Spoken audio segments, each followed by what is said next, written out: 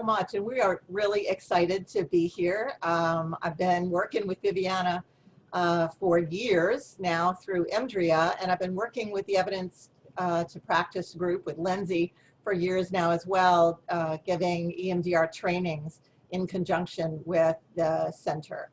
And this is this wonderful partnership where the Evidence to Practice group has contracted with me and Viviana and perhaps some more consultants to be able to make this training work with numbers, to be able to provide a training to Medicaid providers in Louisiana free of cost. There are some requirements that you use EMDR in your practice, but beyond that, there's not a requirement for fees. The state's also contracted with me to provide consultation in the state. So beyond the training, there's continued involvement and engagement. And Lindsay is going to monitor the chat. So questions that you have about that, you can place in chat with her, or you can email her later, as well as Viviana is going to kind of cover some of the EMDR questions that might occur in chat while I'm presenting, and I'll cover for her while she's presenting. We're going to take turns today and do a little tag team. So what I'm going to do now is share my screen.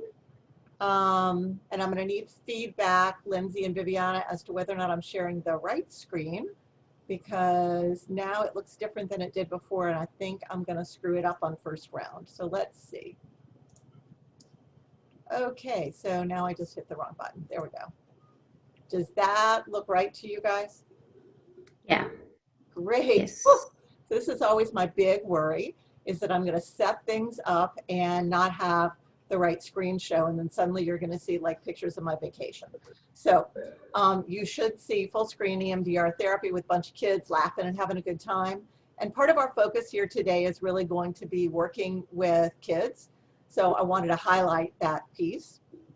So for those of you who don't know me, I'm a clinical social worker, and I've been in practice in the greater New Orleans area for many, many years. I got out of school in 1981 from LSU School of Social Work and have been working for a very long time, obviously.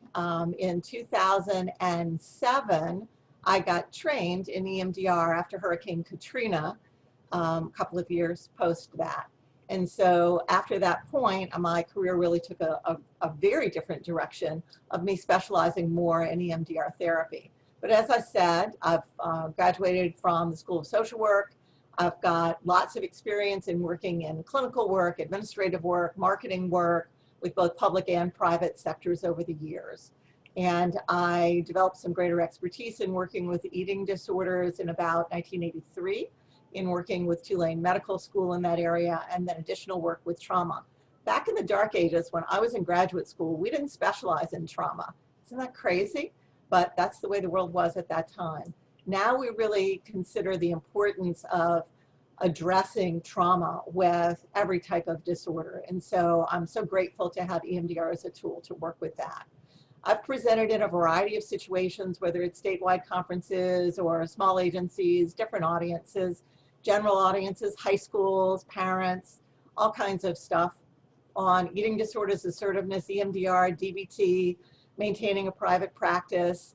I'm a certified EMDR therapist. I'm an EMDR approved consultant. I'm a EMDR approved basic trainer, which is what we're going to be providing this year through evidence-based practice, Evidence to Practice Center. I'm also on the board of EMDR. EMDR is a membership association with over 10,000 members in the United States and Canada. We're part of an international network of folks who work with EMDR therapy. I'm currently the president. At the end of this year, I will step down as president, become past president on December 31st, and not a second long. It's been quite a year to be president, as you can well imagine. 2020, what a ride. I'm also an adjunct professor at Tulane, although I haven't taught in the last year at Tulane in the School of Social Work.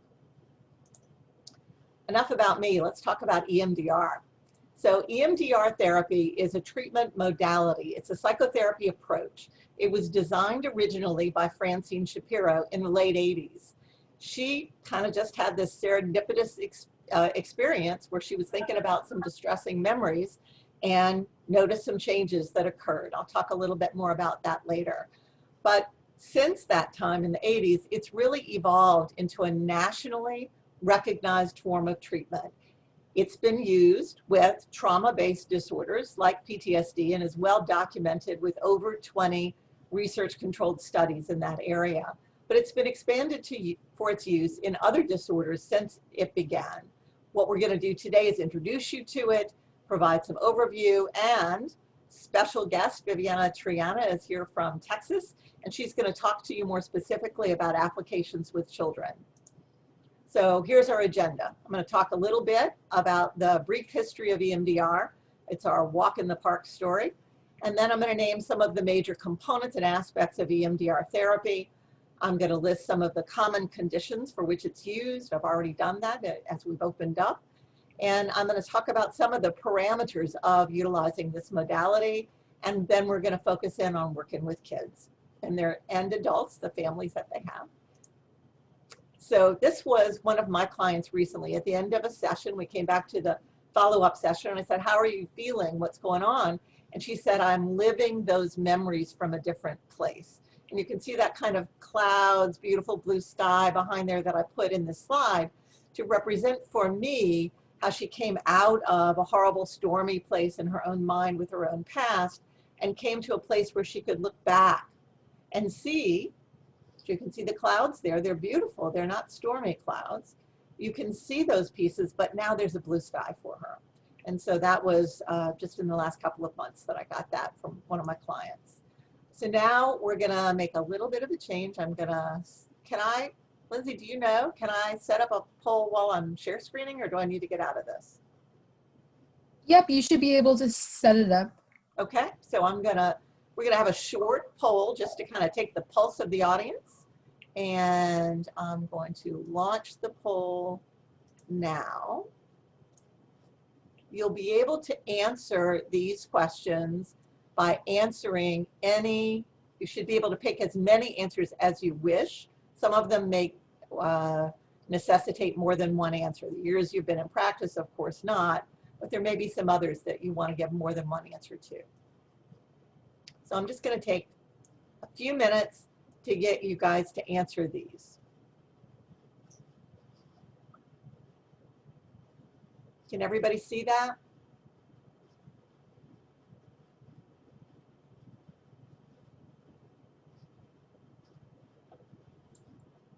I can't submit. For some reason, I'm unable to submit. Click on the submit button. I think it's because we have to answer question 5, which we might not be able to do, or we might not have an answer for. So how do I get this done? Let me see. Lindsay, can you help us? Yeah, because after you answer 4, it's, Oh, wow. I don't believe in any of these. I don't know how, yeah. Okay, learning moment here. Lindsay, thoughts about that? It looks like folks are submitting. We have 6 submissions already. If you feel like you can't answer the questions, then it looks like you have to answer all to submit. So either just click a random one for the one you're not sure about, or the one answer as the closest that you can get. Okay. It doesn't have to be exact. We're just Excuse me. Good morning. Honestly, I don't trust any of those with 5, but I'm still going to go ahead and just submit. Okay, thank you. Sorry, I did not know that would happen. Somebody had a question? Yes, good morning. This is Takana Dana Robertson. Hi, Chicana. Hi, I'm having the same trouble with Miss Nietzsche. Number 5, none of those are befitting to me. So I don't want to put something that it doesn't represent what I'm trying to see. Yeah, we're going to have to throw out number 5 because it's going to not really fit. So you're saying just choose anyone so that I pick can one. That's right. Thank you. Yes, Thank so you. I just had to choose one, Carol, but I don't agree with the number 5 though. Just letting you know. You know what? How about we do this? If you don't agree with number 5, just put a note in chat. I answered number 5 randomly, or I don't believe that I need to answer number 5. And then I'll have that number too. And it'll just give us a little sense. So the idea here was I wanted to find out if there are people who were coming that have some real worries about how EMDR might fit in to their client population or their personal approach, or really were they a little bit of a doubting Thomas about whether or not it's effective. I'll tell you the truth, when I went to get trained in 2007, it was because a colleague suggested it to me, a younger colleague who had been my graduate student in her field practice. And I said, I am not going to go get trained in EMDR and sit around and waving my finger like a monkey. I don't see how that makes any difference. And she said, no, Carol, it really is something that's meaningful. And I said, oh, come on, it's not. She said, look it up. So I did.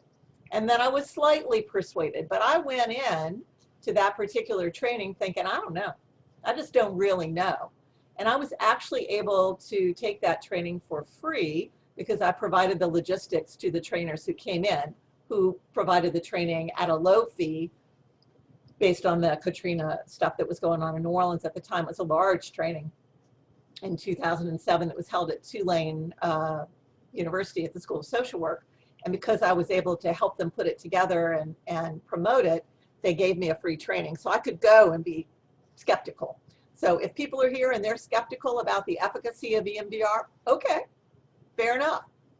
But if you're really not skeptical, don't need to worry about it. So I don't know how to quite collect all of that data. If Lindsay and Viviana, if you could kind of count how many people are saying in chat, no, discount number 5 for me, then we'll know. Okay, I will do. Thanks. So now we have about 88% of folks voted, and it's been almost 5 minutes, it says. I'm going to give you another couple of seconds to wrap it up, because I think it's been at 86%, 88% for a while. And I'm doing that thing that my clients do sometimes where I lean in so I can see more. So let me back up.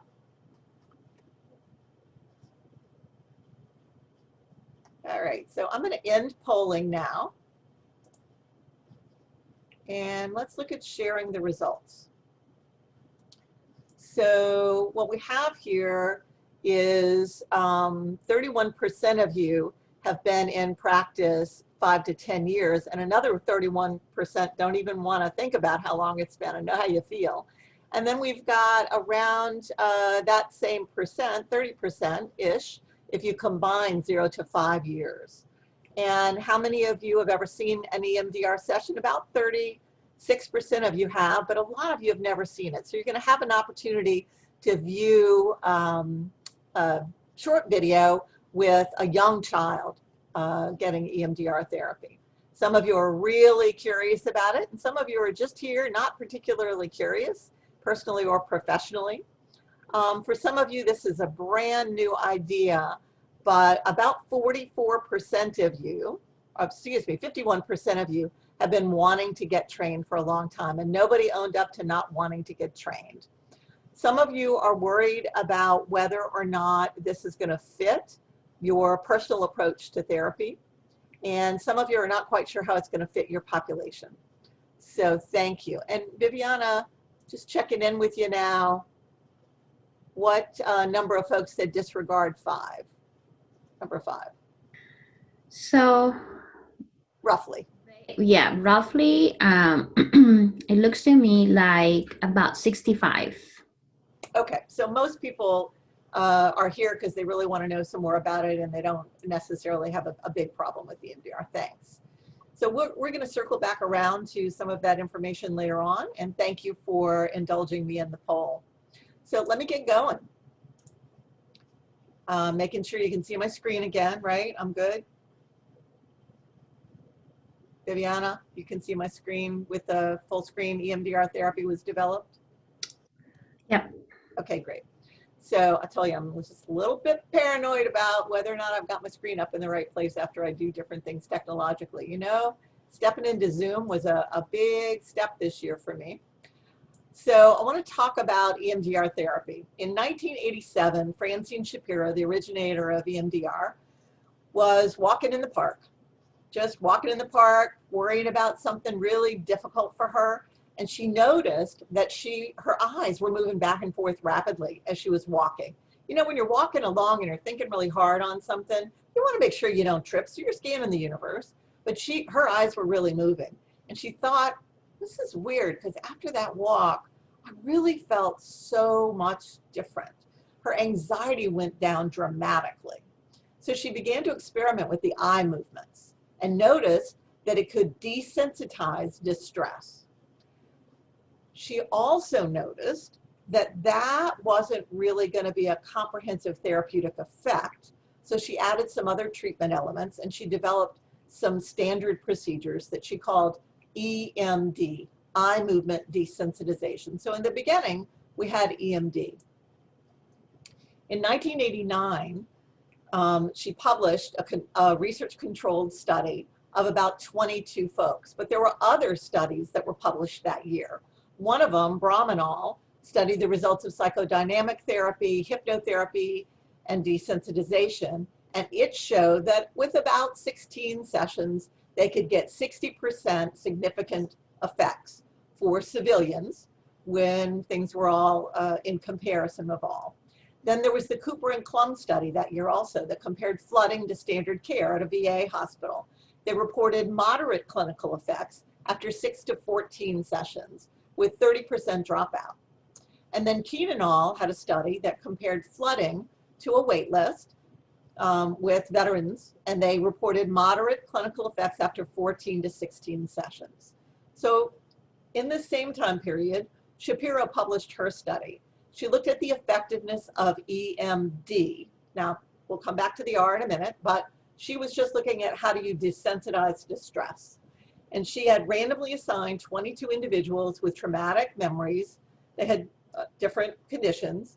Half of them received EMD, half of them received the same kind of therapeutic procedure with imagery and detailed descriptions, but no eye movements.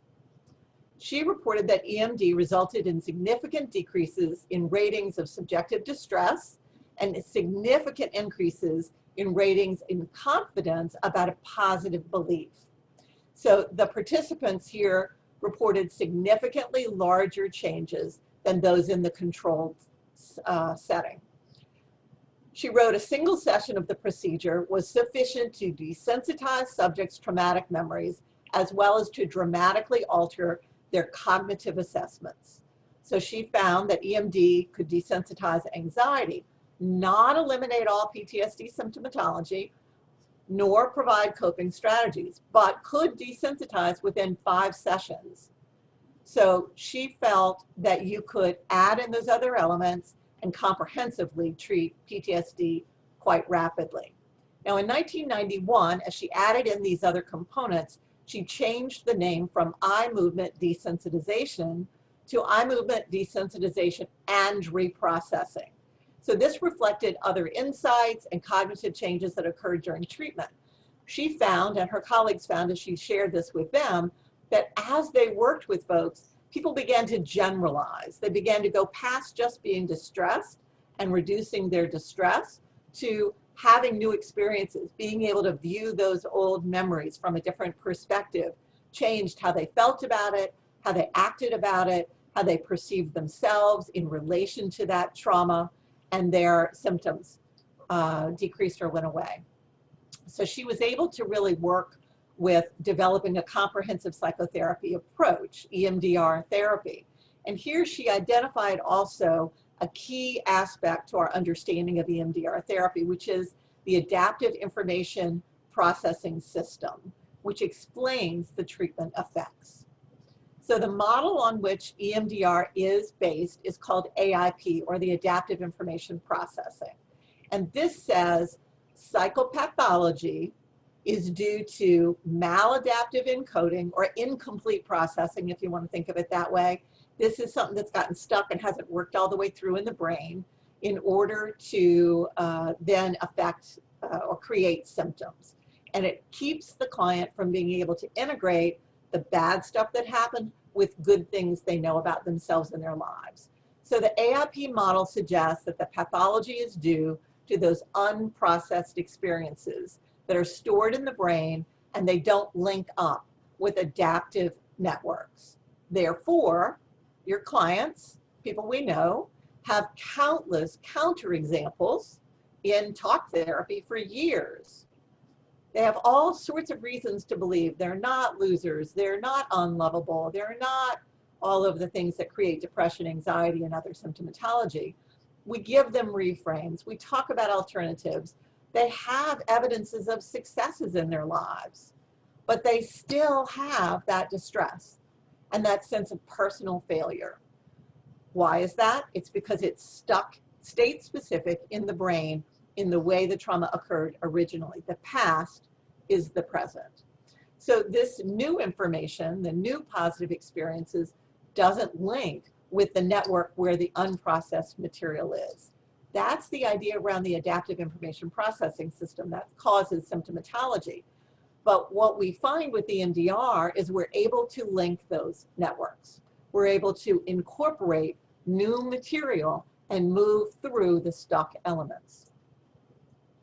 So this is a quote from Derek Farrell, who is from the UK, trains all over the world, works with disasters all over the world. And I loved this quote. He said it last year, and I copied it down and want to give him full credit for it. But it really expresses what the adaptive information processing system is all about. And he says, adaptive information processing is a meta-theoretical, so many different theories play into it, a trans-diagnostic, you can use it with multiple different diagnoses, framework. It's the framework within which we then focus on trauma memories to reduce subjective distress and disturbance and shift from that distress to remembering differently. And then we have a new type of memory. So the process of memory reconciliation and all this material that's come around brains and how memory is stored and how things are changed fits in with the concept of AIP that we in EMDR have been looking at forever, or at least since the 80s, it seems like forever. So this is a big component to our understanding of EMDR. So when trauma occurs, the natural system for processing is disrupted. There's this high arousal. We're really overactivated when the trauma occurs, and it gets encoded or stuck as survival information. We've got to know it, we've got to know it, we've got to know it. It plays over and over again in a looping method so that it's stuck and frozen in the old memories, and we can't move forward in a flow. We can't bring in the new information to understand it. The present day triggers then set off or activate all those old feelings, all those old responses from the stored memory state. So we have persistent intrusive thoughts, we have negative emotions, we have negative perceptions about self, and we have physical sensations. Folks hold trauma in their body, in their feelings, in their minds, in all their sensory experiences.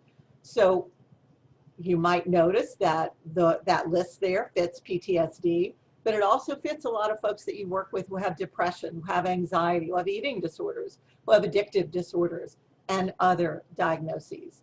So present day triggers can really activate those old traumas. AIP reinforces the idea that we have a natural physiological system that helps us to digest or process difficult material. Because it's part of us, we can access it all the time. Our brain naturally wants to heal us. So just like when you get a cut on your hand and the cut is there and it bleeds and then it scabs and then the scab falls off and then hopefully we don't have a scar, right? Our body does that naturally. You don't have to say, okay, bleed now. Okay, scab up. All right, now fall off. You don't have to do anything. It just does it. Our brain wants to do that too. But sometimes there's been such distress, such overwhelming emotion, such horror without words, we can't naturally activate. Just like if you have that cut and you've got some alien element that's stuck in there, a splinter or some sort of infection that gets in the way, it doesn't naturally heal. The brain is the same way. With the EMDR, we're able to activate the process and trust that innate healing, help them reconnect with their own abilities to heal. So as a professor, an adjunct professor in the School of Social Work, I talked a lot with my students about empowerment of our clients. and I'm sure you do too with your work, with your supervisees and with your clients. How do we empower our clients?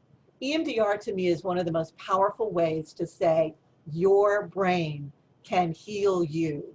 You are the power. So what we want to do is help them reconnect with their own abilities to learn from and let go of their past and transform that pain, and that it's a natural process for them. So after the client and the therapist agree that EMDR is going to work, then the client's asked to focus on a specific target. I want to walk you through kind of what a typical session might look like with somebody doing EMDR. Well, with somebody doing EMDR processing, and I'm going to come back to that concept in a minute, because there are 8 phases of EMDR, and the beginning starts out with setting the stage. But this is what a session looks like when we're working on that negative past history. So attention is going to be given to that negative image, a negative belief about self, and any body sensations that are related to that target. Then we're also going to ask people to look at what would you like to believe about yourself instead. So beginning the processing towards something positive. And when I say beliefs here, I'm talking about stored emotions and understandings of ourselves. So not just a cognition, but also an emotional piece. Those pieces are what we call a negative belief. So while the client focuses on that upsetting event, the therapist is going to begin bilateral stimulation. Bilateral stimulation may be done with eye movement. So if you look at me for a minute in my little box here, you can see me moving my fingers back and forth across the screen. We have some more elegant ways of doing that in Zoom, but for now, pretend like we're face to face, and I'm just showing you eye movements going back and forth. So when your eyes cross the midpoint, again, look at me, the midpoint of your face, and your eyes go from one side to the other side, what you have then is bilateral stimulation of the brain. Bilateral stimulation of the brain can also happen auditory, a sound on either side, or tactile, a tap on either side, or walking, or swimming, right? Or bike riding, one side and then the other. All of those are types of bilateral stimulation of the brain. In EMDR, we activate bilateral stimulation of the brain to help the client maintain a sense of dual awareness. We don't want them just to re-experience the past. We want them to connect up the past and the trauma with their current adaptive abilities. So we want them to have dual awareness of the past and the present. So we're going to ask them, after we've done about a minute of processing, we're going to ask them to pause, reflect, what comes up now? And just real quickly, what do they notice? What insights do they have in changes in images, beliefs, sensations about that particular trauma? And the client can stop the therapist at any point in EMDR. This is not like hypnosis, you know, those hypnotic, dramatic TV shows that you watch, and they get them to get up on stage and act like a chicken or whatever. We're not doing that. You're fully aware of what's going on. We in fact want you to have that dual awareness of being fully present. And so we're going to encourage that. And when we pause, we're going to ask folks to let us know what's going on with them so that we can help and be there with them in this process. But if they feel overwhelmed at any point, they can ask us to stop. And we set that up in the preparation for the processing. So a typical session lasts anywhere from 60 to 90 minutes. I know some of you work in agencies where your typical sessions are 30 minutes. With children, you can work in much shorter sessions. With adults, it's hard to get a lot of processing work done in less than 60 minutes. Right now, I'm doing a lot of 60-minute sessions. It's working pretty well. Often my preference is 90-minute sessions, but it's hard to maintain that kind of energy on Zoom. So I'm 100% virtual right now, and that's the way that I'm working. Hey, Carol, there is a yellow scribble. I'm not sure where it came from on the screen. Thank you. How do I get rid of that, I wonder? Okay, I'm going to stop sharing so that I can figure that out. So it's gone now for me. Okay. Let's see. Thank you. How's that? Yes, it's gone. Have no idea. You know, it's 2020, so anything could happen. Thank you for letting me know. I did see that there was a red scribble at first in the black, but nobody said anything, so I just thought it's not interfering. But now that there was a yellow, I don't know. I have no idea. I wonder if I hit something accidentally. I'll find that out later. We will be sending the slides as well for those who are asking. So you will be getting a copy as well. Yes, Vivian and I both going to make PDFs of our slides for you. We'll send those to you afterwards. Lindsay will send those to you after. Thank you for asking. Am I going too fast for folks? I talk fast. Any feedback on that? Is that going okay? It's going good. All right. If there's no complaints about my speed, just let me know. If you need me to slow down, circle back, we can come back to it as we come back into questions as well. Yeah, I'm getting feedback. Perfect pace. So. Okay. All right, good. Then I'm going to carry on. I'm going to go into what are the phases of EMDR. I said it's a psychotherapy approach. It's not a technique. It's an approach to psychotherapy. We have a philosophy of understanding of what is psychopathology, and we have a manualized approach with a lot of variation allowed within it.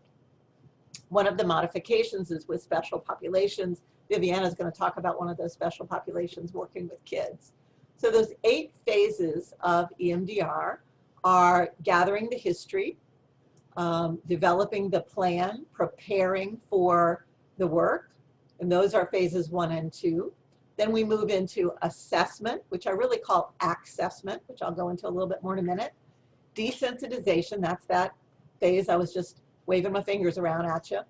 Installation and body scan. Then we close down the session. We're at phase 7. And then we come back in phase 8 as a reevaluation. One of the things that I really like about these 8 phases is I'm a person who likes to double check, and that's what you get with this. So as you go through the flow of the work with the client, you find out more about what else is left. What else do we need to do? So that reevaluation is a key component of that. And then we also have 3 prongs to EMDR therapy: past memories, present disturbances, and future actions. So we look at different elements to maximize the treatment effects.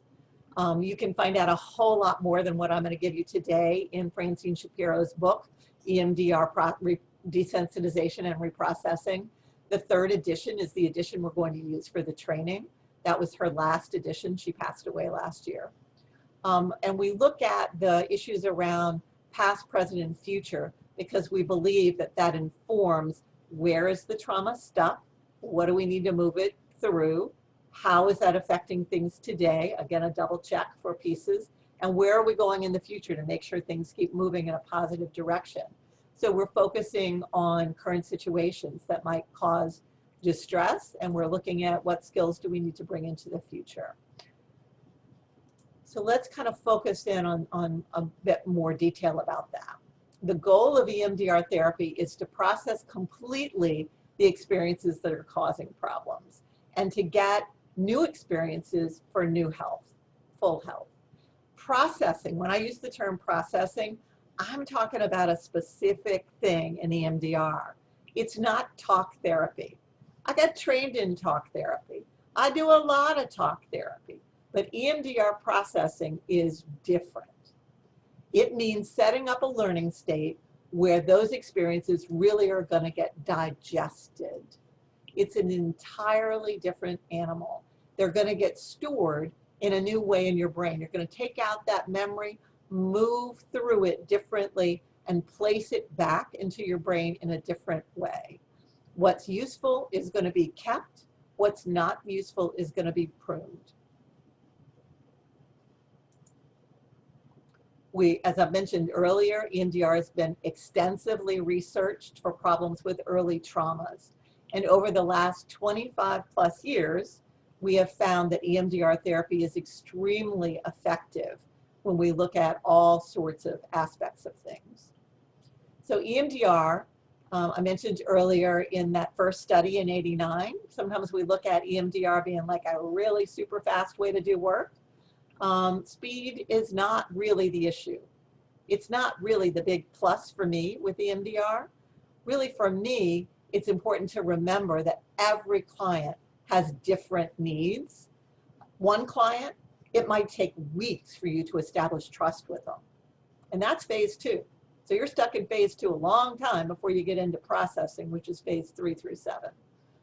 Others go really quickly and are able to move forward, but then something else is revealed.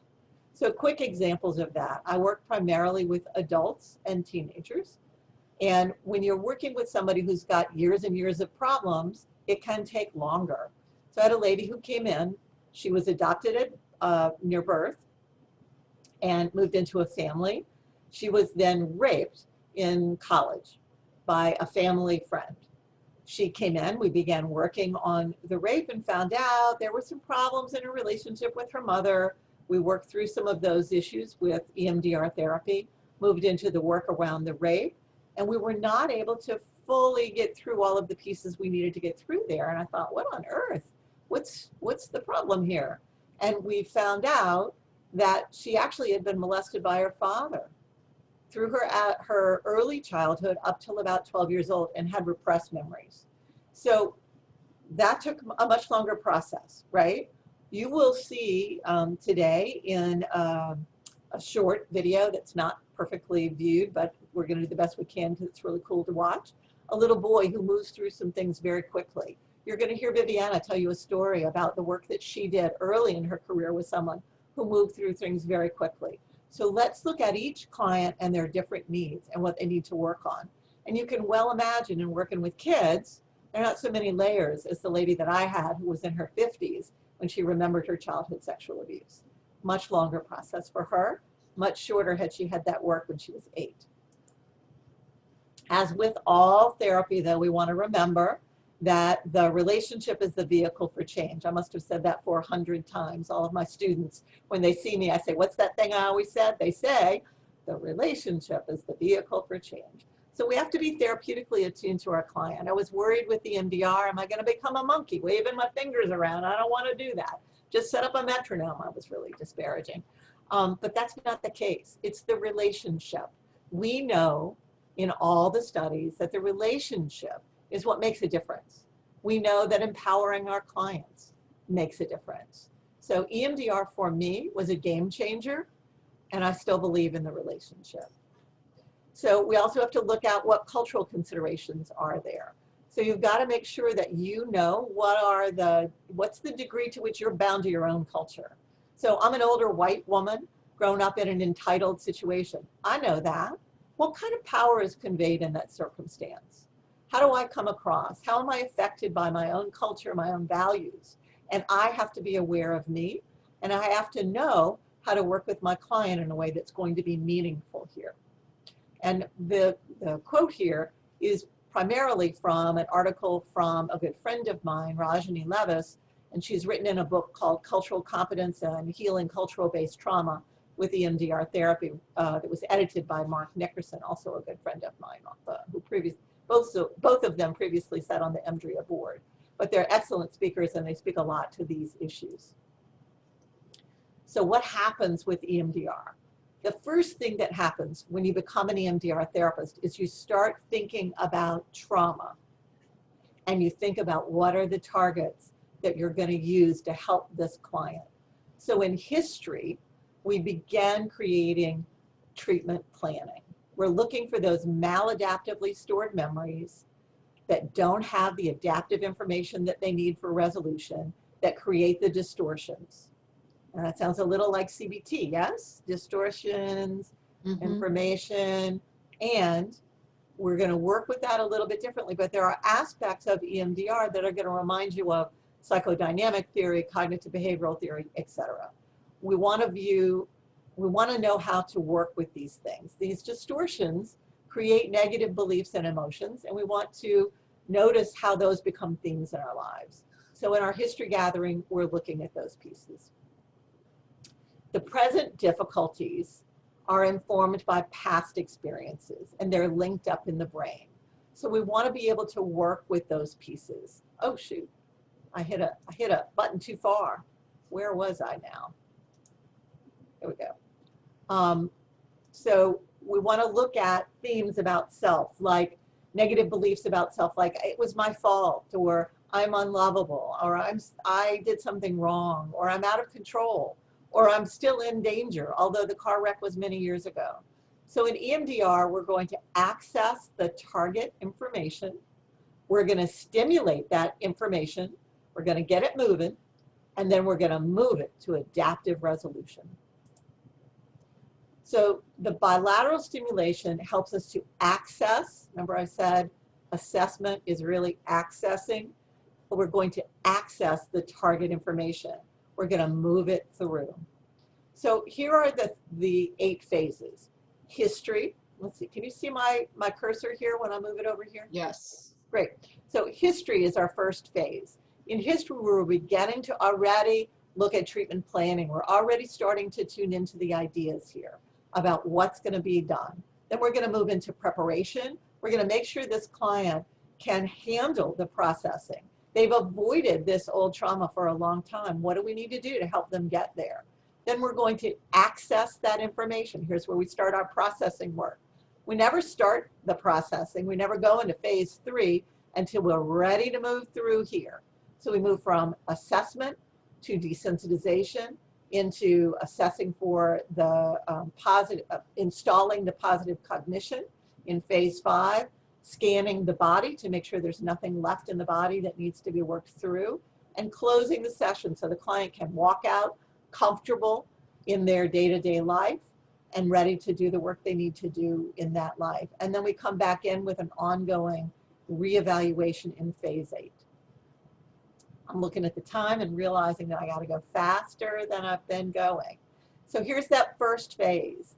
They come in, we start looking at what are those past events that might be affecting them. But you don't develop rapport very well that way with somebody who's coming in telling you, my problem is that I fight with my spouse, and you say, tell me about your childhood.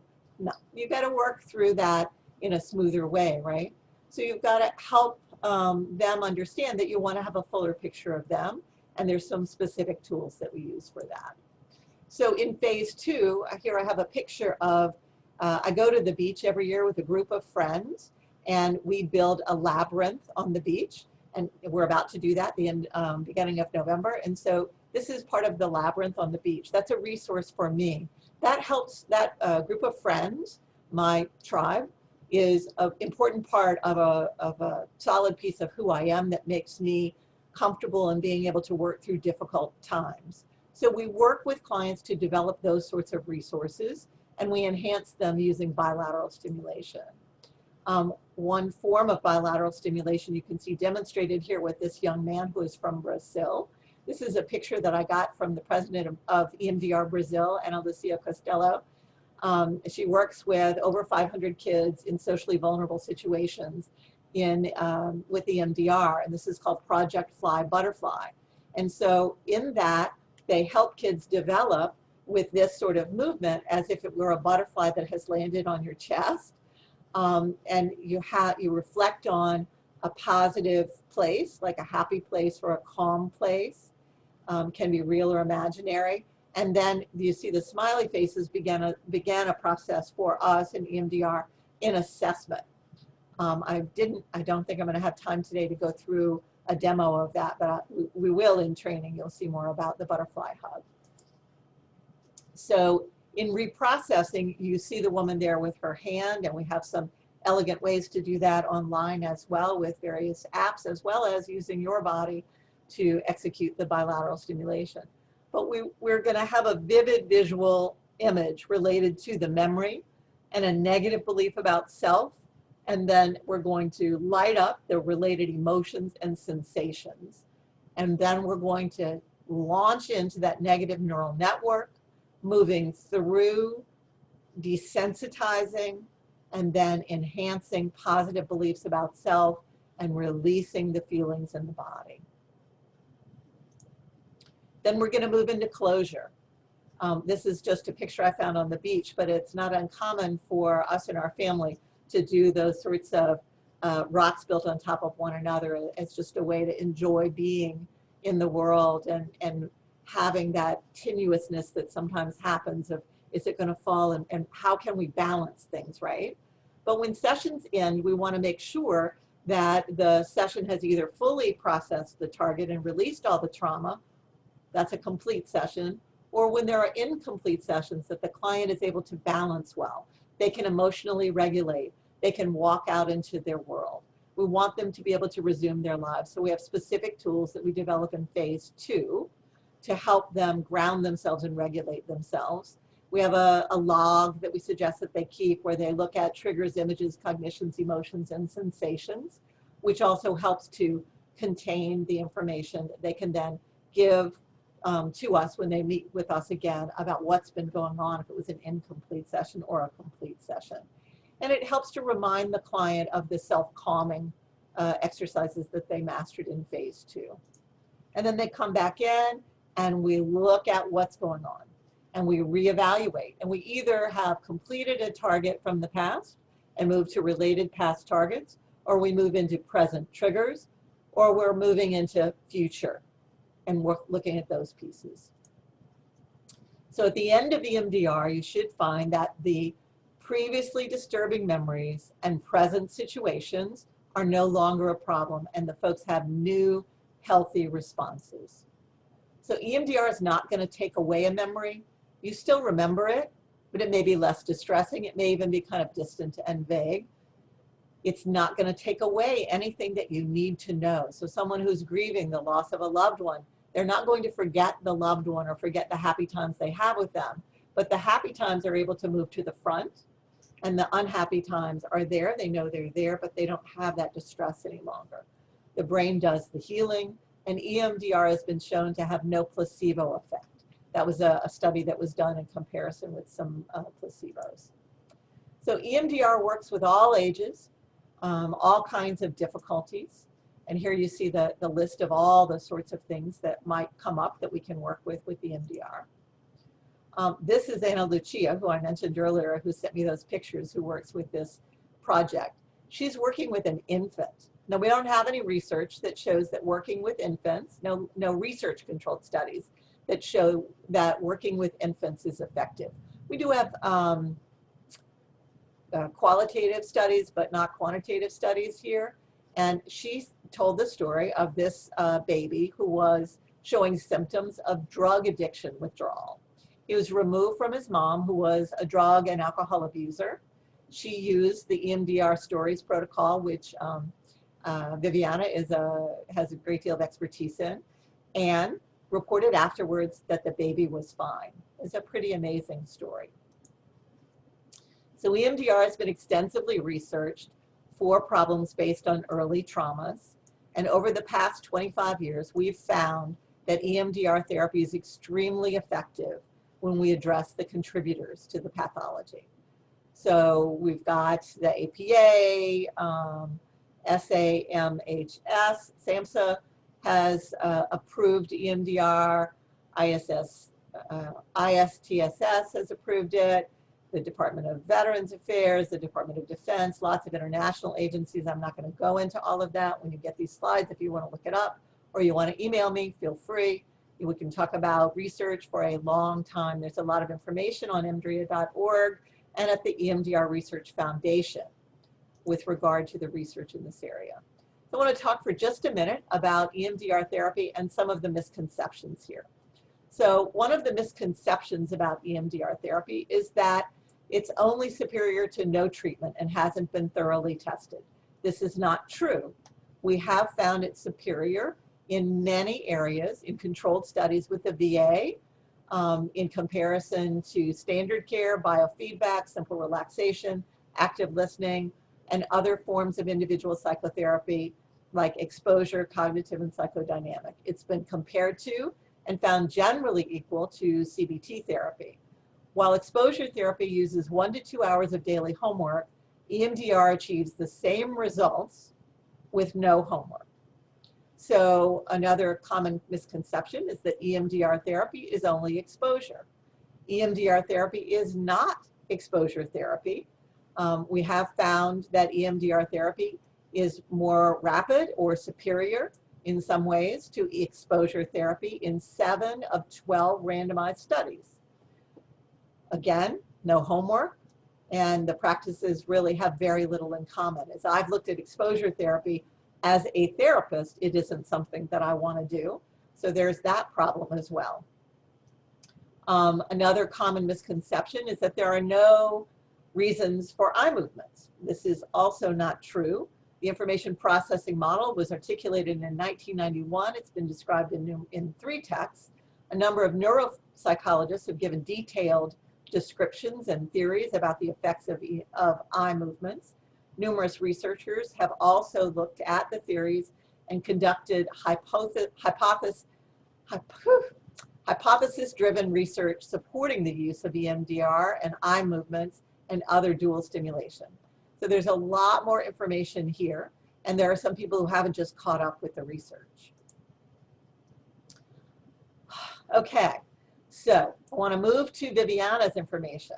So Viviana Triana and I worked together on a conference committee for EMDR. That's how we first met.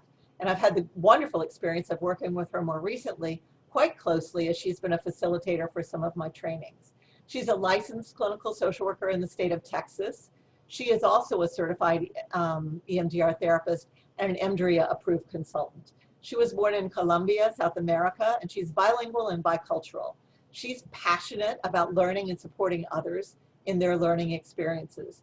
She's worked as a therapist since 2008, and she's going to talk with you about one of her early EMDR cases. She's worked in a variety of settings, such as rape crisis and domestic violence centers. She has worked consistently to promote education and understanding of the difficulties of the immigrant population in the United States. She provides consultation and training for clinicians who work with that population. She's published in professional journals, and she is also published as a contributing author in the recently released EMDR with Children in the Play Therapy Room, an Integrated Approach. She currently is the clinical director of Youth 180, which is an organization that provides trauma-centered counseling and outpatient substance abuse treatment for youth and their families in North Texas. So I'm going to stop sharing my screen and let Viviana take over, and I'll monitor the chat. Thank You're you. on. And I'm going to share mine. So,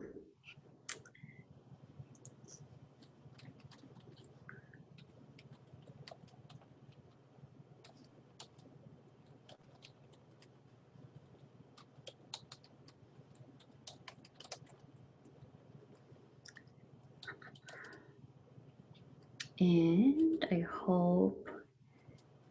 hope everyone is able to see well. So is this looking good? Yeah, looks great. Awesome.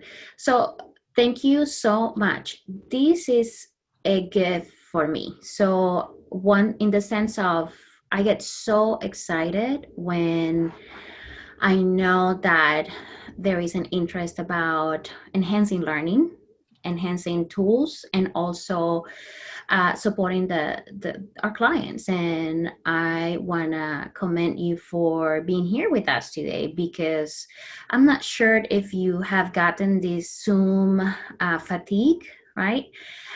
Sometimes I get it, and thank you for just staying with us and learning more about EMDR. So what I'm going to do is just talk to you a little bit about a case that I worked with. And let me give you a little bit of context as far as where I was in regards to my training and my experience in the field when I worked with this child. So I was fortunate that I got to start my EMDR training during grad school. So I began my EMDR training in 2007. And back then, I was doing my internship as a social worker, and I'm not sure in Louisiana how that's called, but here in Texas, there are the children's advocacy centers. So I did my internship in one of those in Waco, Texas. And back then, I was the only person who spoke Spanish at the agency and was providing services. And I was seeing so many families and children with this complex trauma. And as I shared with you, I was just an intern. And I thought, I don't know what I'm gonna do with these clients. I'm gonna break them. I'm gonna end up, doing something that is not gonna be helpful because I have no idea about therapy. So in one of my classes at the School of Social Work, I learned about EMDR, and it sounded so weird. But what I gathered from the class was EMDR is evidence-based practice for the treatment of trauma and PTSD. I was like, well, all of my clients are having trauma and PTSD. I guess I should go ahead and, learn more about that. So I Googled EMDR trainings in Texas, and I found a trainer, and I went and got trained. So it was for sure a life-changing experience, and it has been personally and professionally. So when I got this family, I had been probably trained about 6 months.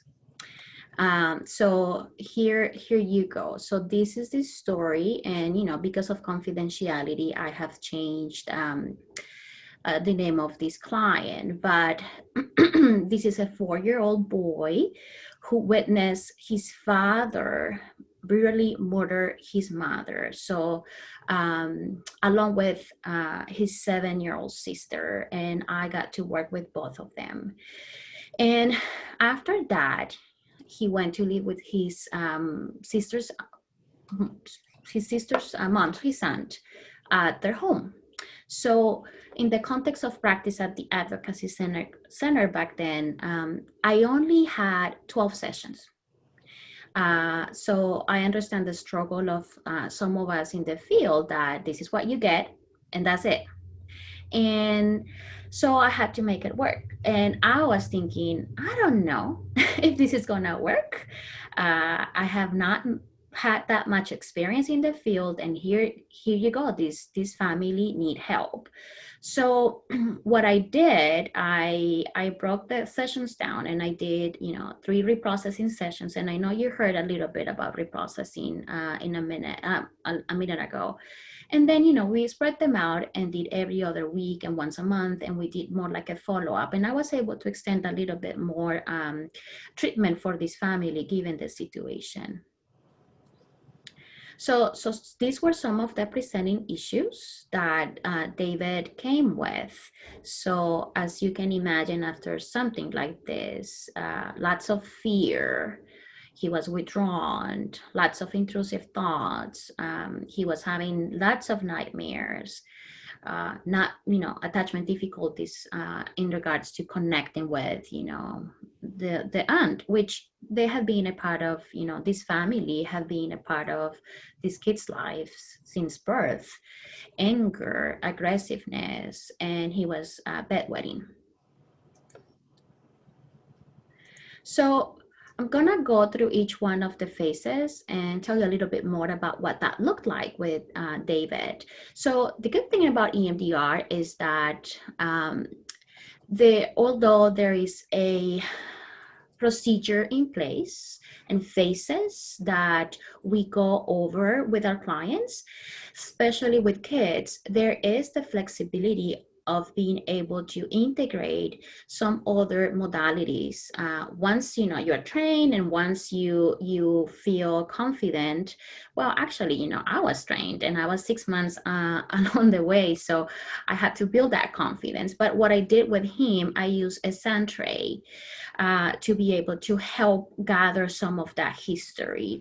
And so I set up the sand tray in a way that it was very directive, and I had the props for the sand tray, and he was able to talk to me a little bit more about what happened and what he did. We had a zine with an ambulance and doctors and people, and he said that hit her, but the doctors could not help her. So that was, during the sand trade, what he talked to me about the incident.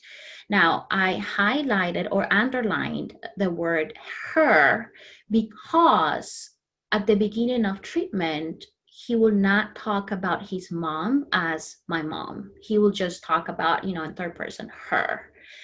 And to me, that spoke about, this is too close home. This is too close. And I just, relating to, it was my mom, it felt to me like it was too much to handle.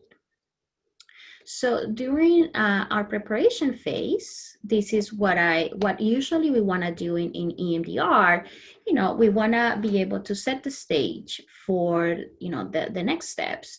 We want to define a bilateral stimulation. And Carol talked a little bit more about some different ones. With children, you can also do the eye movement, and it looks very similar than adults, but with him, because he was a 4-year-old, what the research has found is that 4-year-olds, it's hard for them to really cross the midline. So if you ask them, what I will do with little ones, I will have older than 4, I will have, let's say, a finger puppet, and I will put it on my hand. I have all of my little things here, but I'm not gonna show right now, but because of the sake of time, or I will have a magic wand, and we'll do that. We'll do the eye movement. But if you do that with a little one, they might do this instead of just moving their eyes. So with him, I use tapping, and that's another form of binaural stimulation. But I just wanted to show you guys that there are different ways of doing it, so that we can meet the child where they are, so that it can be doable for them. And the other piece that we do in preparation, besides creating resources with clients, and they can be different kinds of resources, one of them is creating a happy, comfortable place, or safe place. So we did that with David. And as you see in this picture, it was going very well at the beginning. It was a water park. And later, we say in EMDR terms, it got contaminated. If you look at the picture, there's the water park, people in the swimming pool, and then it got into mom being murdered. So what that spoke to me is that memory of, mom being murdered, it was activated. It was right there, ready to process, and it was stuck in his nervous system, as, we are to expect with something like that. So there are ways to navigate that. And, that's the beauty of the process in EMDR. I believe that the process is very forgiving. And if there is something that does not go right, there is always an opportunity to go ahead and just make it work and meet the client where they are and try again. So that's what I love about EMDR. And so we developed another safe place. And since I noticed that he loved the sand tray, then we did a sand tray, and he did a fortress with police officers and all of these fantasy characters, and that was his comfortable, happy place. So I have used with him throughout treatment. I later used that safe, comfortable place to helping regain that equilibrium and be able to contain after a reprocessing session. So we will go back to the sand tray, we'll play with the different fantasy characters, police officers, and the fortress. And that was a way of being able to close down the session.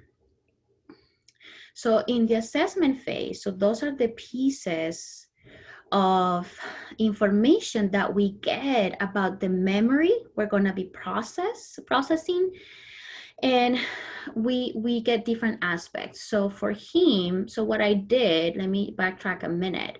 So one thing you can do with little kids, I did a booklet.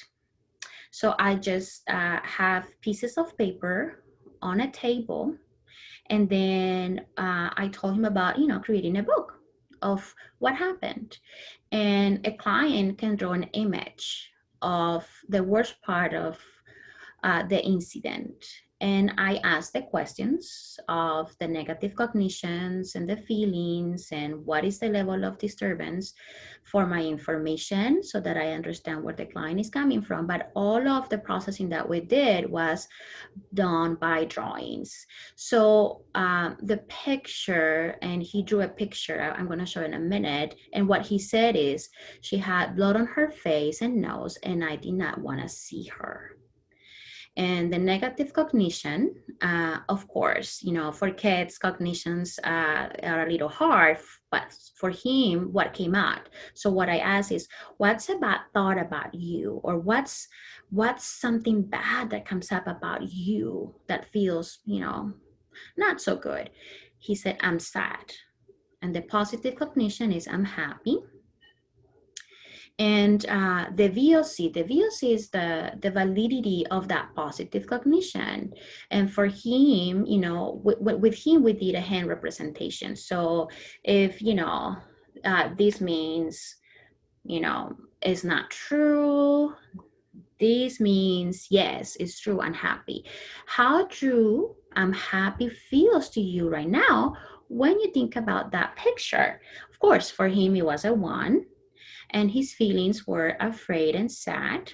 And the units of disturbance, the SATs, was a 10. And the body location was, he pointed at his chest. Yeah.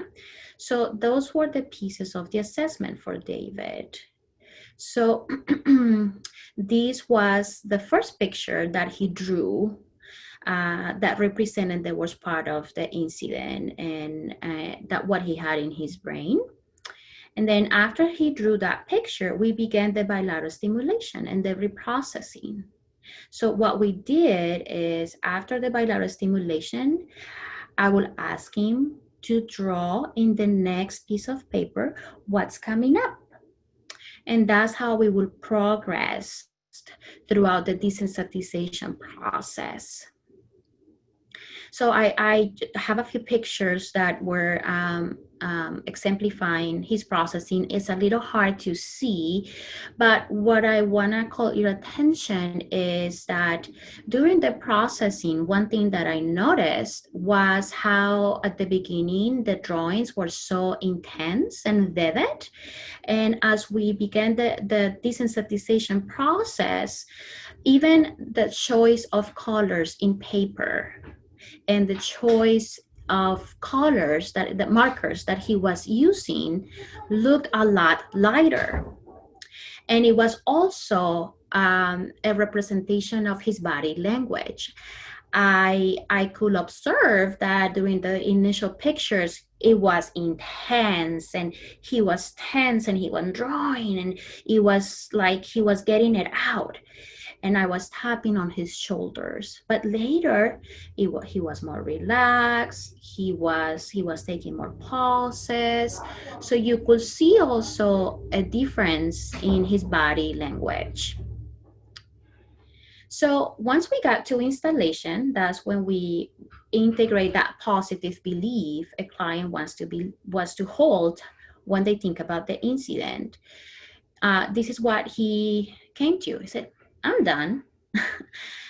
So we did that picture. We integrated that into the process. And once you get there, usually with kids and even the whole process, sometimes it can be so fast that you might be wondering, is this really happening? So you want to look for those behavioral changes because sometimes in the therapeutic realm, it's a little bit, it's not magic, but it almost looks like magical, right? It's this sense of like, wow, is this really it? Okay, I don't know, we'll see. So as I shared with you guys, I was able to stay in treatment a little bit more. And towards the end of treatment, one of the final sessions that I had with him, he said, okay, and I'm done. That was his thing, you know, I'm done. And what he said is like, I'm gonna do a picture for my mom who's in heaven.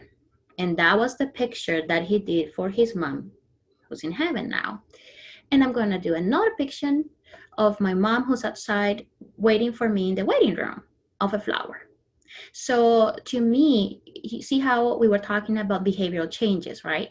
At the beginning, it was like, it's her, right? It's her. It's not my mom, it's her. Later, it was easier for him to integrate all of this experience, and even, you know, being able to come with this idea, my mom who's in heaven and my other mom. So we talked, you know, looking at attachment, looking at the safetiness in the process for him, looking at then how he was able to connect with the, not the experience in a different way, in the sense of, it's okay that it happened and I'm glad that it happened, it will never be okay, but he had a different relationship now with this event and was able to integrate that better. So the analogy that I like to use with this, and I use with children too, is if you eat too much, and sometimes, you know, in COVID life, we won't go to a buffet, right? Probably, at least not in Texas. I don't know what happens in Louisiana. But if we eat too much after going to, let's say, those, you know, buffets, that our tummy has so much to digest, it's, you know, we're going to have symptoms, and we know what those symptoms are, right? I don't want to mention them and get some people sick, but that's what happens to our brain. When something heavy happens, it's hard for our brain to digest. And that is what it was happening to David. It was so much, it was so heavy that it was hard to digest. Through the processing, he was able to digest that better, so that it won't internalize as, this is my fault. You see how at the beginning, some of the pieces of the processing that came up for him was, doctors couldn't save her. I couldn't do anything. I couldn't save her. And with that sense of, maybe I should have done something, I don't know. But later, you know, when one thing that I want to mention about this case, so I was in this agency for 5 years. And before I was leaving to come to Dallas, that was in Waco, we had to relocate. I called the family just to check on them, and also to get permission to use his case for educational purposes. And I had the opportunity to talk with the aunt and meet David. You know, that was after 5 years. So he was back, you know, by then he was 9. Oh my gosh. You know, sometimes I get teary because I think about, you know, in the midst of such trauma and life-changing experience, how you and I can be a source of hope, and how, you know, he was doing so well at school. He was, you know, doing so well in the adjustment process with his aunt. He was in sports. It was like, you know, the resiliency of our clients. So the early we can intervene with cases like this, the soonest we can provide the space for the brain to be able to process such dense experience, that really, really can set a precedent for what's ahead. And you know, this family, that, you know, of course, was he missing mom? Absolutely. Is it something he's going to remember the rest of his life? Absolutely. Is it something that is going to define him as a person for the rest of his life negatively, in the sense of maybe holding on to those thoughts of, this is my fault, or, you know, I should have done something, or no, because he was clear that there was nothing he could have done, and that they did the best they could. With some of the processing with his sister, you know, I remember, you know, her processing through what she was able to do. She was able to call 911, and she was able to do all of those things. This is a 7-year-old. And then her brain connected with those adaptive pieces of, hey, yeah, we did our best. My brother and I did our best. So I wanted to share this case for a couple of reasons. The first one is to give you guys a window of, for you to make a difference with EMDR, you don't have to wait until you're certified. You can start using the treatment modality right after you get trained and start making a difference in your clients. You don't have to have a 20-year plus of experience. I was very new, and I learned early on that EMDR works in spite of me. And the other piece that I want to leave you with is that this is a modality that you can modify once you get trained to meet your clients where they are. And although it might look rigid and you might have to, and you will have to follow the procedures, there is a way for you to be able to adapt it to your client needs. He was a 4-year-old boy and he did wonderful. And I had to modify a couple of things, but not so much. It was, once you get to learn the procedures more in depth, you're gonna learn that it was just a few tweaks here and there, especially having to do with the language of the protocol. And that's it, but it works. So I hope this is helpful for you guys, and we want to make sure that you guys also, I know there's going to be a video, but also that you guys can have the opportunity to ask questions later on if need be about what I presented. Yes, we're definitely going to have some time for question and answer. I'm going to put the video on real quick, and then we're going to go right into questions and answers. I know that, I think it was Nisha that has a question already, and we're going to come back to that in just a minute, but I wanted you to see a sample of Bob Tinker. Let me just show you a little bit what I'm talking about. So Bob Tinker and his wife are presenting at a conference with All Children's Hospital Pediatric Grand Rounds in St. Petersburg. And this is an older video. This is not perfect video. I looked for you guys for a really perfect video of somebody working with children. I could find cartoons, but I think this is better. So bear with me on the quality, but this is Bob Tinker and a little bit of his wife, Sandra. Sandra passed away in 2015. They're both experts in working with children, and I think that you're going to really appreciate the little bit that you get to see here of this work with this child. So let me see if I can figure out how to get to share screen here for that. Okay, are you guys seeing Bob and Sandra there? Yes. Okay, great. Let me see if I can get this. When I shared the screen, I hope I turned on the sound. So let me know if you can't hear it. And I apologize again that it's not a perfect video. Oh shoot, where did it go? Now it's doing what it did earlier, Lindsay. Uh-oh. Oh, this is not where it's supposed to be. Golly. Sorry, I'm gonna start over. I got it earlier to work.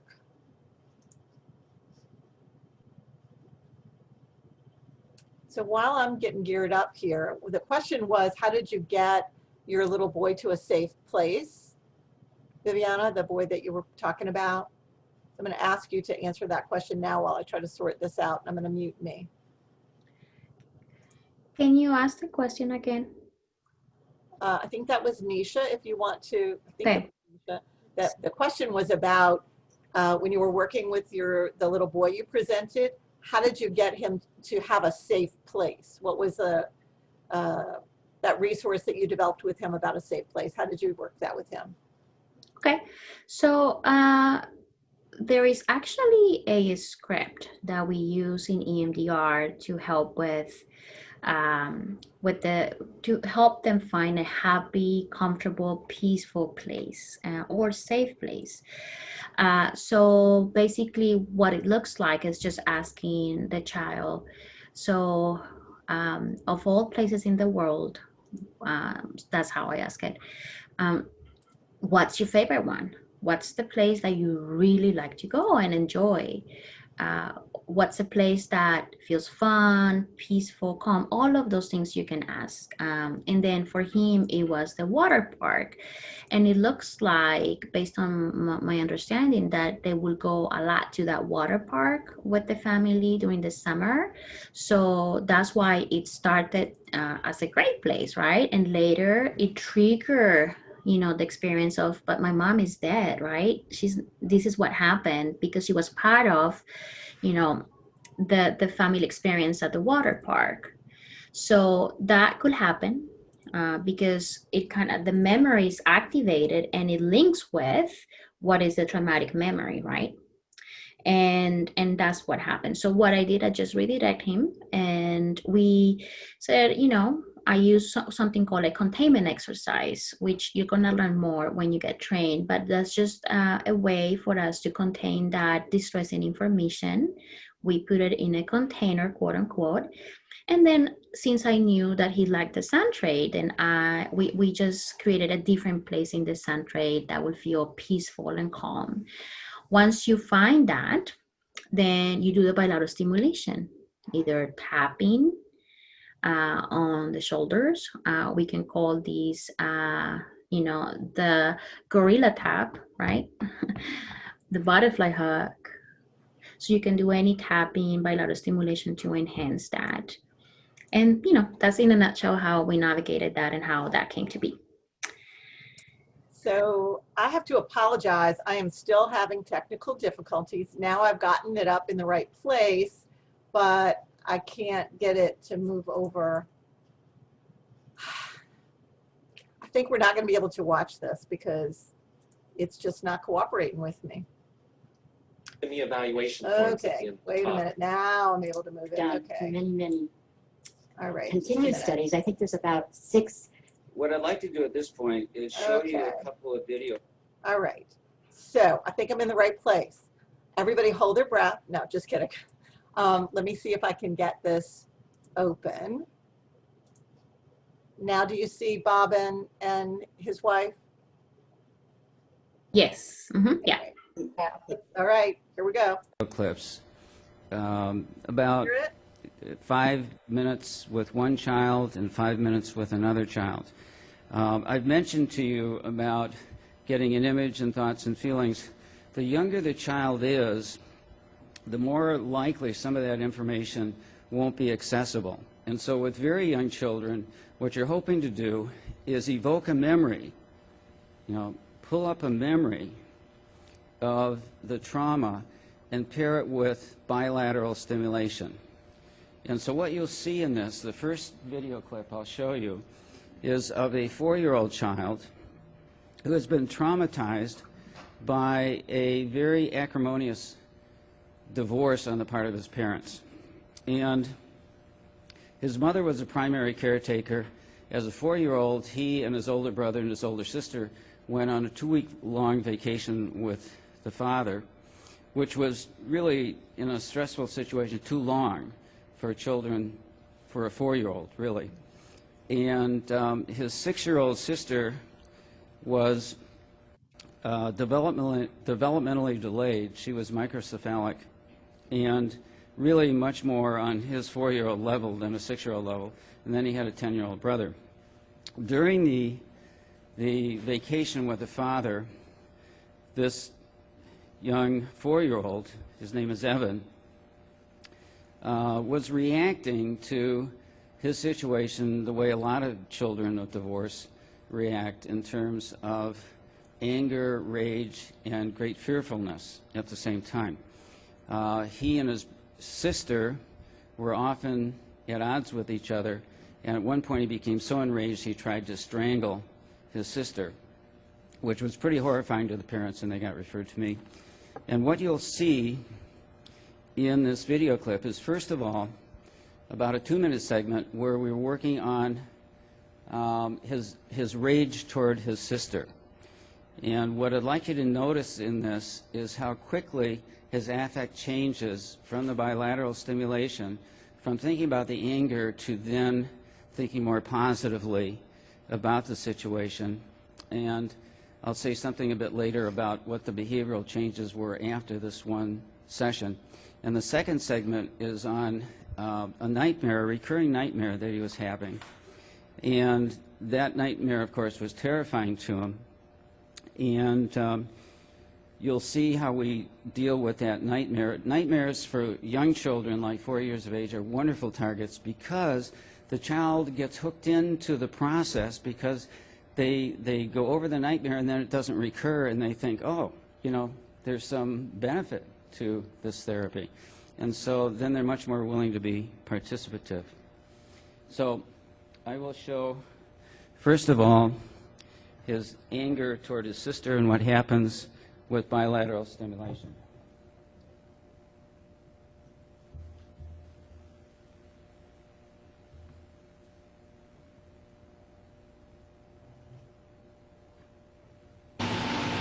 Here, put your hands on top of my hands. That's good.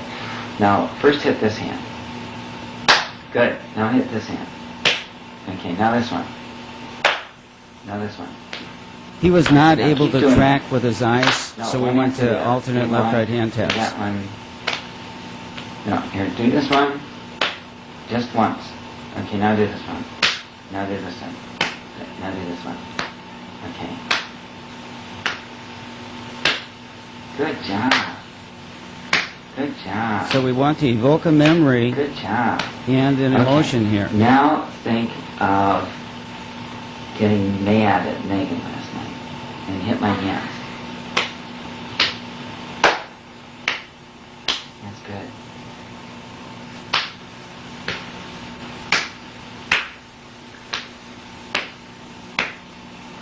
Good job. Okay. And tell me what you're thinking of now.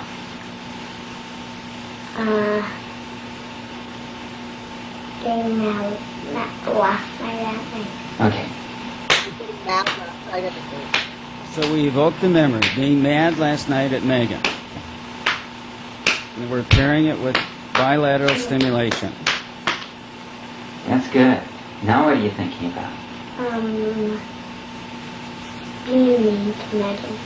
Okay, can you get a picture of that in your mind? Tell me what that picture looks like. Getting me. Getting happy to Megan. Okay, think about that. So we have a yawn and a shift. Children often yawn during EMDR sessions, and it's an indication that some processing is going on. Okay, now what are you thinking about? Being nice to Megan and being nice and nice and nice and nice and nice. Okay, think about that. And hit my hands. Good job.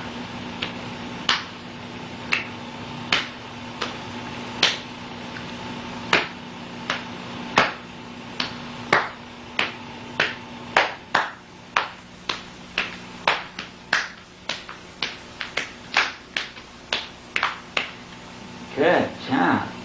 Now what are you thinking about? Being kind and kind and kind to my sister. Okay, think about that. Using... Okay, so it doesn't look like much. You could see the shift that occurred. What's most important is what happens to his behavior after the session. And what his mom reported is that after the session, she could see Megan aggress against him. The wheels would turn in his head, and he wouldn't re-aggress against her. So she began to be able to trust him alone with his sister after that session. Now, this is the session in which we focus on a nightmare, and I'll let you hear what that is. And again, you'll see what is a pretty rapid shift.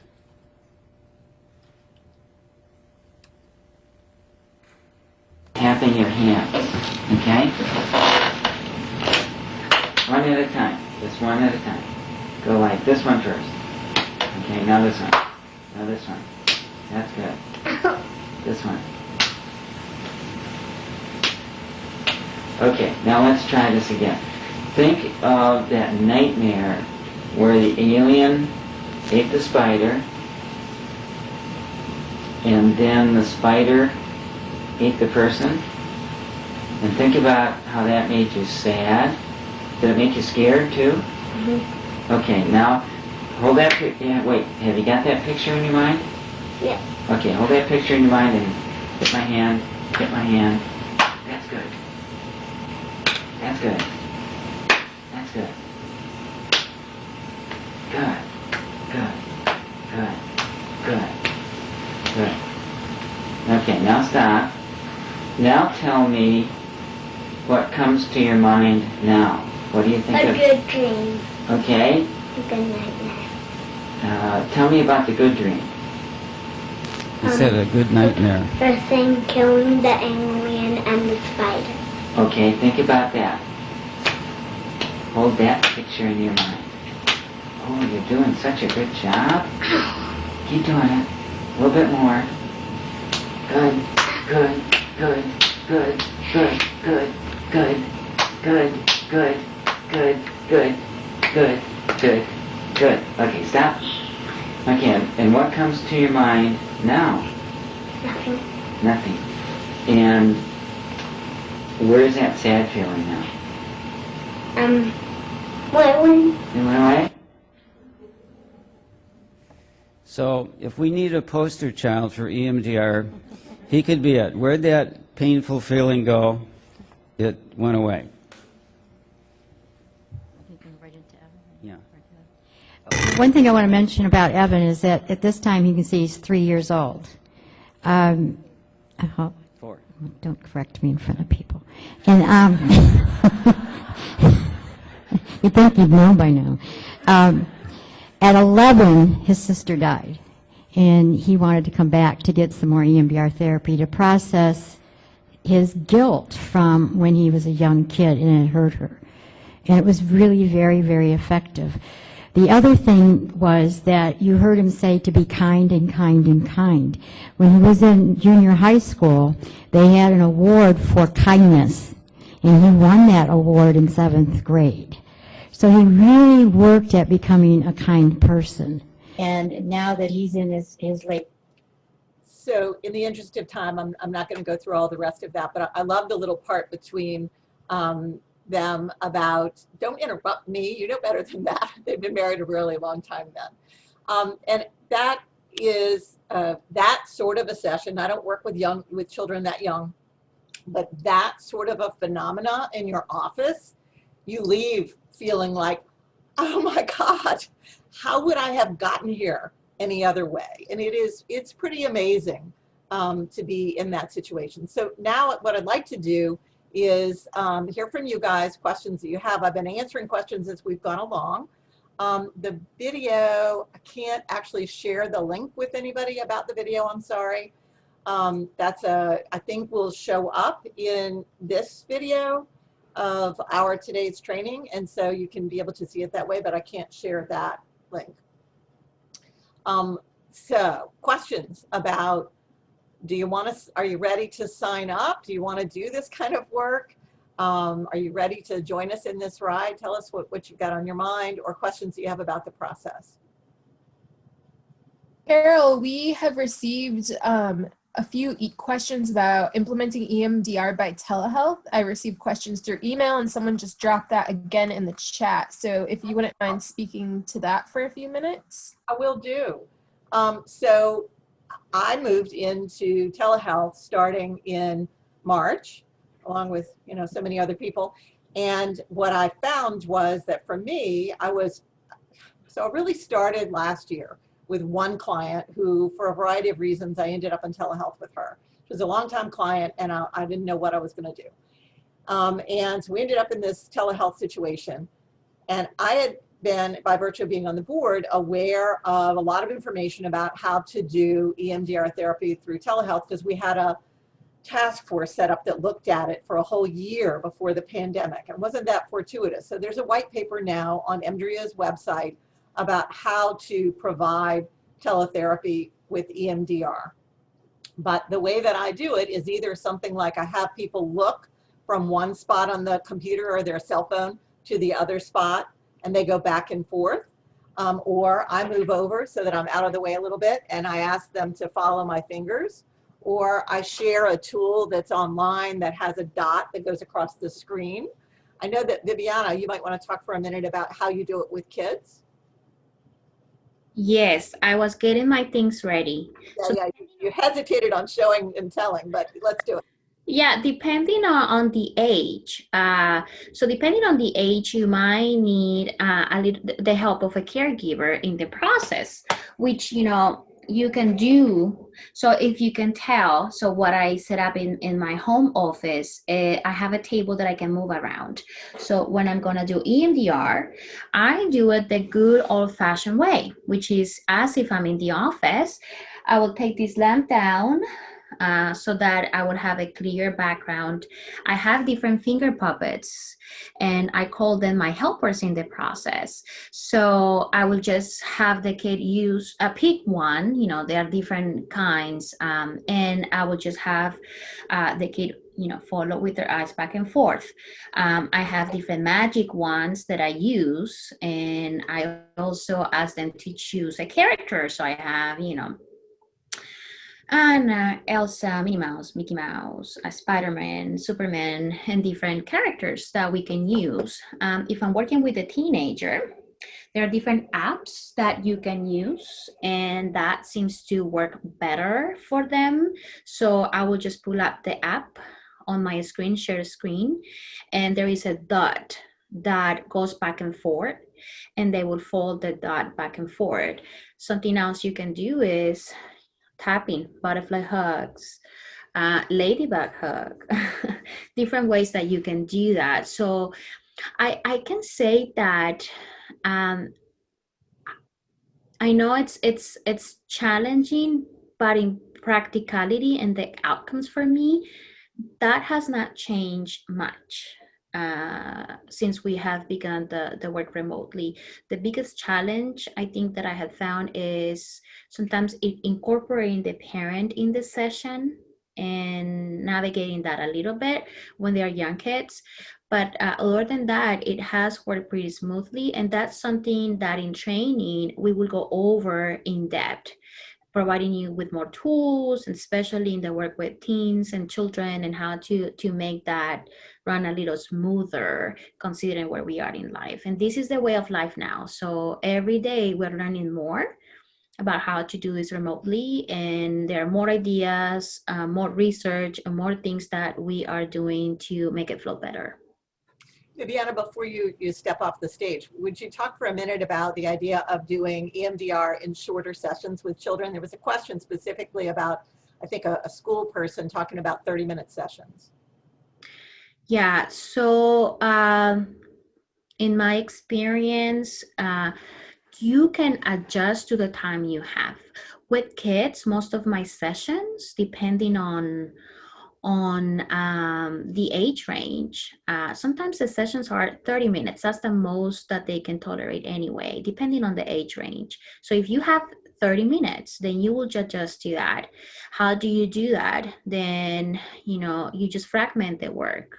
So you make sure that you have good resources in place so that if you have an incomplete session, meaning a target that was not fully processed, then you end up connecting the client with those good resources. For David, it was going back to the sun trade and the fortress and making sure that he felt powerful and strong after leaving the session and thinking through those difficult memories. So you just want to make sure that you have those good resources so that you can plug them in at the end. And if you just have to do 10 minutes of the reprocessing phases, that works.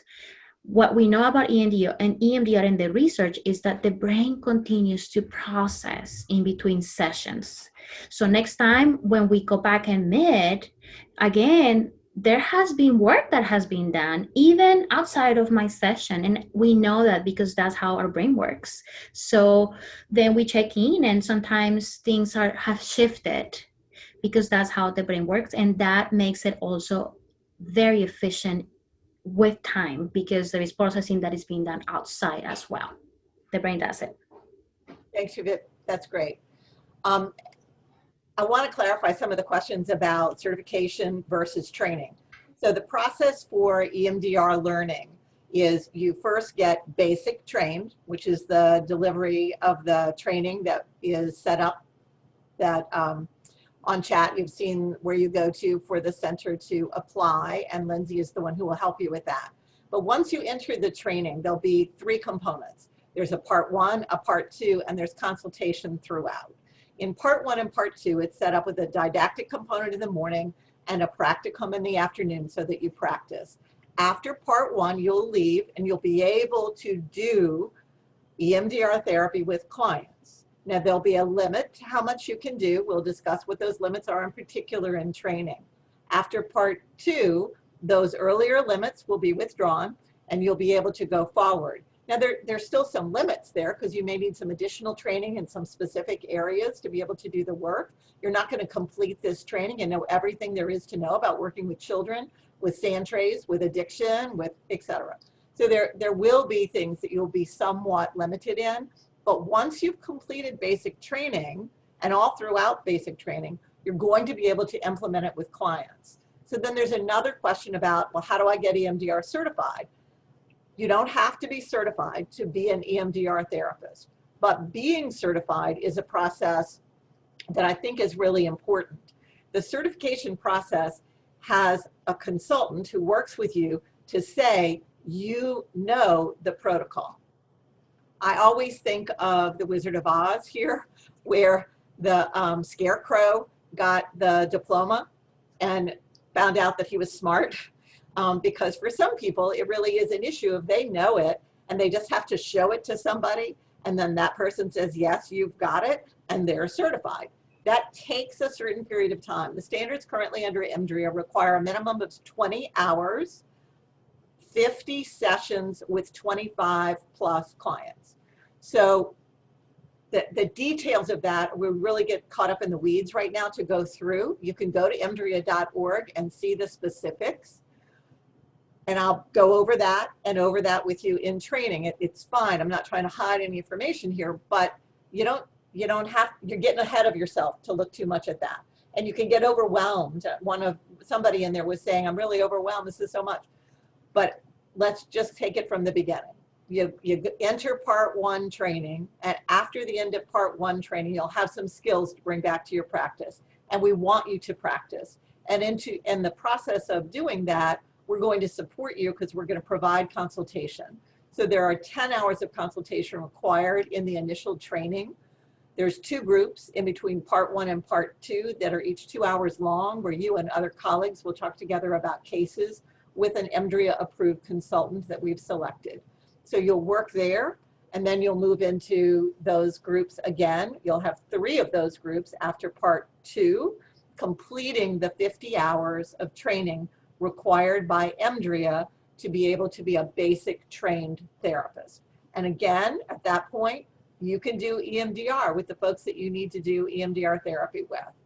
After that, the center is working with us to help you have certification tools. So we're setting those up. I'm currently in the process of setting up a group where I'll be working with folks to get certified. That's part of the plan here. We don't have dates and schedules all set up, but that's a plan. What we do have dates for is the upcoming training. And Lindsay, can you say those dates for us? Yep, so for the online EMDR training, part 1 will be taking place November 9th through 11th. And then you will initiate the monthly consultation calls, and we will have our second part of the online training January 6th through 8th of 2024. There'll be those 2 groups that will meet this way on Zoom in between. The training is held completely virtually. You'll have the opportunity to practice EMDR skills in a virtual setting in that practicum. You're going to be working in the afternoons, 6 days of training. You've got 3 days and 3 days. So 6 total days of the whole training. You're going to have the opportunity to practice with colleagues. So you're not leaving right away and going out and working with a patient. You're working with colleagues. We'll give you specific guidelines about how to do that work. You will be a client and you will be a therapist in the practicum. Other questions or concerns about what we've presented today? Somebody's asked here whether or not their intern can attend. Lindsay, that's a call for you guys. The process for folks who are in graduate school to be allowed to attend an EMDR approved training for me is related to their level of where they are in their graduate school. So if they've completed their core curriculum, they're eligible to be in EMDR trainings. If they haven't completed their core curriculum, like this is their first semester in school, they've not completed their core curriculum, then they would be ineligible. But as far as them being admissible, that's an issue for the trainer, for the center. Lindsay, can you speak to that? Right. So currently our eligibility for participation is that agencies must accept Medicaid, and then the focus on the child and adolescent population experience in that. And then regarding interns, we have to follow pretty much the guidelines, and we can make some exceptions, but the Medicaid service definition I know is written in a certain way based off of the EMDR standards. So depending, on the specifics of if it's a master's level intern, different things around that, typically we don't have the ability to accept interns, but let's see. There's several questions too here about cost of the training. So just so everyone is aware, all of the training sponsored by the Center for Evidence to Practice is free of cost for Louisiana Medicaid providers. For the training, for this EMDR training and all of the EBP trainings that we offer, we will be having you sign a training agreement because it is free of cost. We just need your, commitment and demonstrated administrative support, showing that, you're in this for the long term. You're going to complete all of the sessions that we're paying for, the consultation calls, and, do the best that you can to complete all of the requirements and use this treatment in your practice. So it's free of cost. So, and that's what makes this so exciting. When the director of the program, Stephen Philippi, started talking to me about the center a couple of years ago, I got involved with an application process so that Medicaid would have an additional modifier for EMDR as an evidence-based practice. So I've been working with the center for a while around these issues. And when I heard that it was possible for folks to get trained for free, I mean, these trainings are expensive. And so, because it's 50 hours of training, it's a lot of training. So being able to get trained for free is an amazing piece. Now, I like to see people have some skin in the game. So you're going to be spending a lot of time, even if you're not spending money. And we want you to use these tools with your clients. So your clients are going to be kids. They're going to be adults too. And there was a question about the tools that we're using with adults versus with kids.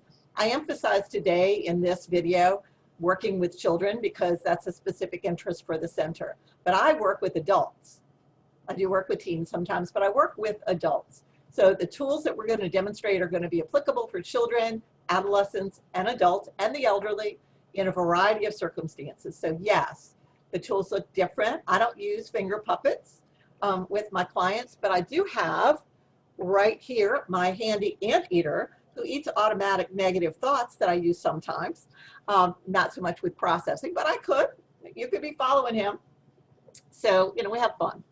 But I think that the work for adults, I come out of sessions, and right now I'm in my office, which is next door to my house, and I'll go to lunch or dinner later with my husband, and I'll say, oh my God, I don't know how I would have gotten here any other way. I'm so grateful to have EMDR, and I'm humbled because I was a pretty darn good therapist. I worked for a really long time, got out of school 81, got trained in 2007. I did some good work. But then the changes that I've seen happen with people, and I've sat next to them doing EMDR with them and thought, all I'm saying is go with that. And their brain is creating the changes that need to happen for them. You saw that with the little boy. You heard about that with Viviana's case. Learn it for yourself with your clients. it's a pretty exciting thing. We are just about out of time here. Some of you still have some questions for Lindsay in the center about applications and about specifics about who's eligible. You can chat with Lindsay later through the email address I think she's got for you someplace, Lindsay. And you can chat with me in greater detail about what the training would be like or its applicability to various areas. Happy to talk with you about those things. I mean, I talk about EMDR till all my friends are really pretty tired of me. So if I get a new person to talk to about EMDR with, I'll be all excited. Are there other questions specific to the presentation today that we can talk about before we close out? Because we want to let you go by 11.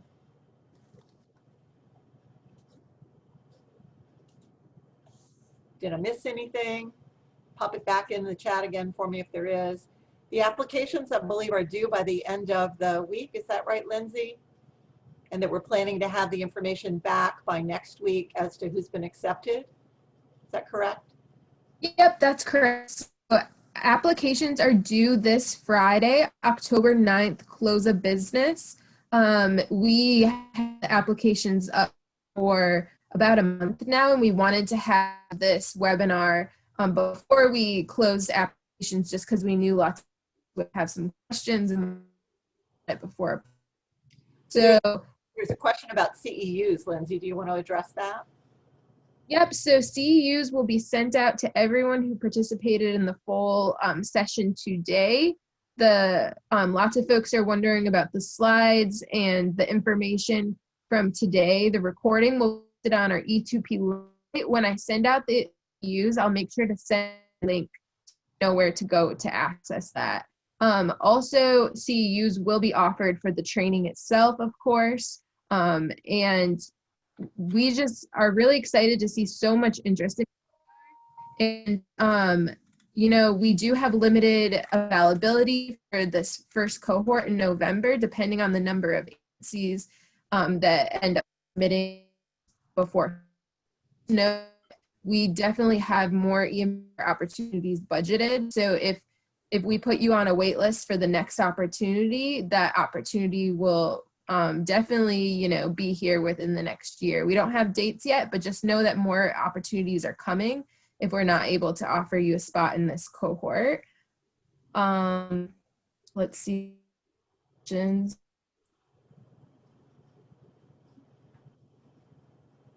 So there is a question about purchasing the textbook. If you're planning to take the training, the 3rd edition of Francine Shapiro's EMDR textbook is the book that I'm going to ask you to have.